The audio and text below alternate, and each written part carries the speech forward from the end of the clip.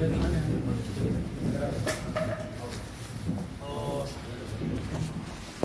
हमने तहकीक की बहुत सी जगह मतला साफ होने के बावजूद रुयत नहीं हुई, जैसे कलकत्ता, विजयवाड़ा, मऊ, दावनगिरी, बल्लारी, गदग, बागलकोट वगैरह दीगर शहरों में मतला साफ था, लेकिन रुयत नहीं हुई। बाद जगह ऐसी भी इत्तला मिली कि जहाँ मतला साफ नहीं है और फिर वहाँ रुयत भी नहीं हुई।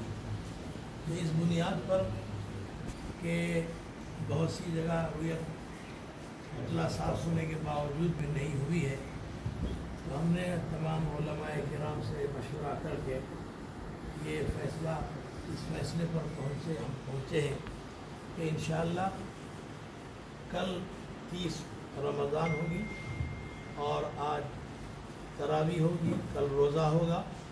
इंशाअल्लाह 3 मई को ईद उल फितर मनाई जाएगी।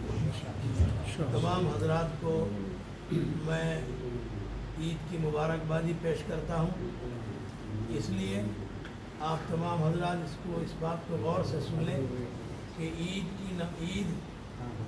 3 मई बरोज़ मंगल मनाई जाएगी।